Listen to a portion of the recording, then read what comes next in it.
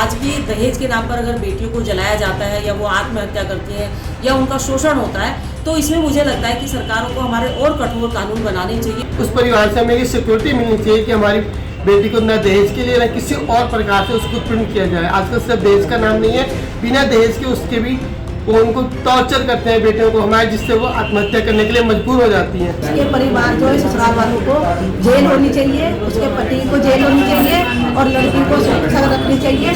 आगे दहेज के लिए सरकार कोई कदम ऐसा उठाए जो लड़कियों का साथ दे, औरतों का साथ। जो गरीब दहेज नहीं दे सकता उन्हीं की बेटियों को फूंक दिया जाता है और वही मार दी जाती है। हम लोगों को सख्त से सख्त मुद्दा उठाना चाहिए, उन लोगों की सहायता करनी चाहिए। तो मैं समझती हूँ कि उन लोगों की मानसिकता के ऊपर ये जो है सवालिया निशान है जो लोग बच्चियों को परेशान करते हैं, क्योंकि एक माँ बाप अपनी बेटी को पाल पोस कर किसी पराये घर में अगर देता है तो विश्वास के साथ में देता है। चर्चित आयशा सुसाइड केस के पीछे मुख्य कारण है दहेज उत्पीड़न।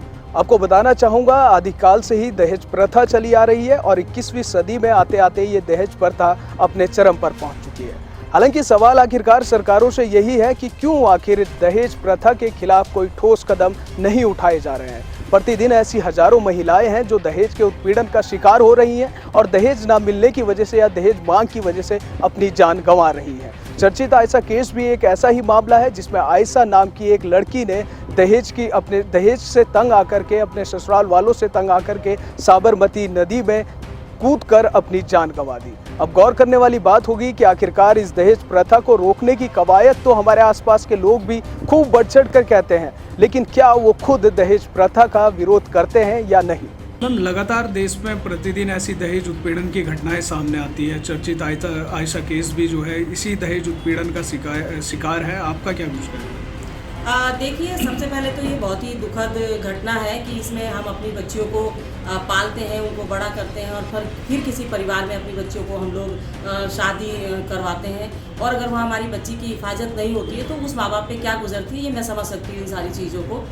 पर रही बात दहेज की, तो देखिए, अगर आज भी दहेज के नाम पर अगर बेटियों को जलाया जाता है या वो आत्महत्या करती हैं या उनका शोषण होता है, तो इसमें मुझे लगता है कि सरकारों को हमारे और कठोर कानून बनाने चाहिए, क्योंकि जो कानून हमारे बने हैं वो फिलहाल इतने लचीले हैं, उनके अंदर इतनी जांच प्रक्रिया हो जाती है जिससे हमारी बच्चों के साथ में ये सब उत्पीड़न हो जाते हैं। तो आज अगर देश के अंदर इस समय भी, आज की जो हमारे 21 का जो दशक चल रहा है, अगर इस समय भी दहेज के लिए बच्चों को परेशान किया जाता है, तो मैं समझती हूँ कि उन लोगों की मानसिकता के ऊपर ये जो है सवालिया निशान है जो लोग बच्चियों को परेशान करते हैं, क्योंकि एक माँ बाप अपनी बेटी को पाल पोस कर किसी पराये घर में अगर देता है तो विश्वास के साथ में देता है।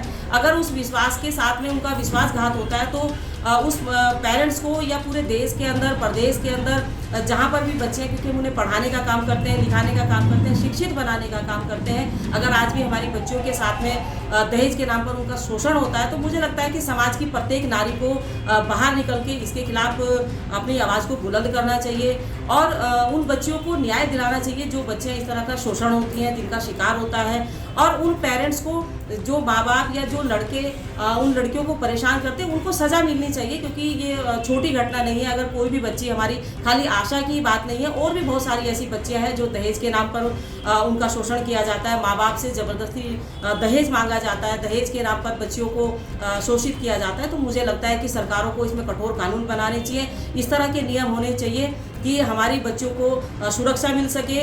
उनको जिस परिवार में वो जा रही है, कम से कम वहाँ पर उसको एक हिस्सेदारी होनी चाहिए, उसका सम्मान होना चाहिए, उसको बाकायदा उस परिवार में जगह मिलनी चाहिए, स्थान मिलना चाहिए। मैम, आदिकाल से ही नारी की पूजा होती आई है इस देश में, लेकिन 21वीं सदी में आकर के कुछ ऐसी घटनाएं भी हैं, जैसी दुष्कर्म जैसी घटनाएं जो देश को शर्मसार करती हैं। तो इसको लेकर सरकार के क्या स्टैंड होने चाहिए और धरातल पर आखिरकार क्यों ठोस कार्रवाई नहीं दिखाई देती? देखिए, बिल्कुल सही बात है। जिस देश में नारी को पूजा जाता है और कन्याओं की पूजा की जाती है, दुर्गा के नाम पर, काली के नाम पर, सरस्वती के नाम पर जिन बच्चियों के नाम रखे जाते हैं, अगर उन बच्चियों के साथ में इस तरह की घटनाएं होंगी तो वाकई ये देश भी शर्मसार होगा, प्रदेश भी शर्मसार होगा। जिस देश के अंदर देवी को बिल्कुल उच्च स्थान दिया गया, प्रथम स्थान नारी को दिया गया, क्योंकि सबसे ज़्यादा जो शक्ति है वो मातृशक्ति में है। एक व्यक्ति को, जो पति है या जो ससुर है या जो जेठ है या जो देवर है, जिसको जन्म देने का काम एक माता करती है, एक नारी करती है, अगर उसी के साथ ये शोषण होगा तो जाहिर सी बात है कहीं ना कहीं नारी शक्ति शर्मिंदा होगी।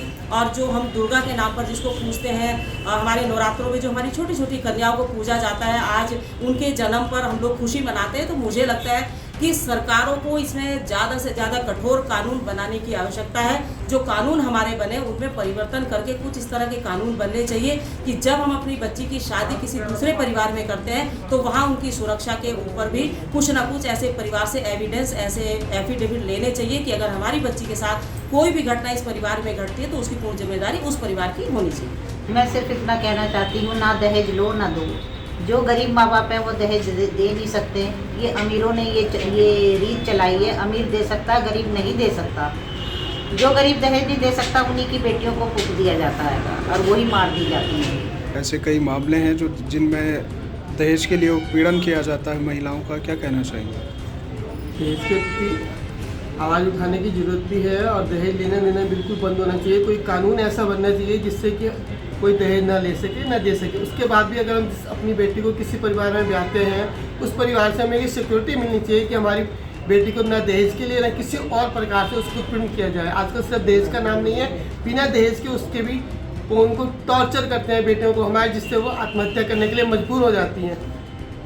दहेज का तो एक बहाना है, वैसे भी उनका शोषण किया जाता है। दहेज के खिलाफ बिल्कुल कोई ना कोई ऐसा कठोर कानून बनाया हमारी गवर्नमेंट जिससे कि उन बच्चियों के लिए सुरक्षा मिले या हमें कोई ऐसी सिक्योरिटी मिले या कोई हमें प्रमाण पत्र मिले कि शादी के बाद हमारे बच्चे के साथ कोई नुकसान या किसी भी प्रकार का धोखाधड़ी नहीं होएगा। जो ऐसी घटनाएं सामने आती हैं जिनमें कुछ महिलाएं सुसाइड कर लेती हैं, उत्पीड़न किया जाता है ससुराल वालों की तरफ से, उन पर कार्रवाई के लिए आप लोग किस प्रकार से आवाज़ उठाएंगे? हम लोगों को सख्त से सख्त मुद्दा उठाना चाहिए, उन लोगों की सहायता करनी चाहिए जो लोग, और उन लोगों को कड़ा से कड़ी सजा दी जाए ताकि वो लोग दूसरे लोगों को मतलब ये नसीहत मिले कि एक के साथ ऐसा और दूसरे लोग दहेज मांगने के लिए हिचकिचाए। दहेज के ऊपर यही है कि अगर लड़की को बहुत परेशान कर रहा है, लड़की आत्महत्या कर रही है तो उसके परिवार जो है ससुराल वालों को जेल होनी चाहिए, उसके पति को जेल होनी चाहिए और लड़की को सुरक्षा रखनी चाहिए। आगे दहेज के लिए सरकार कोई कदम ऐसा उठाए जो लड़कियों का साथ दे, औरतों का साथ।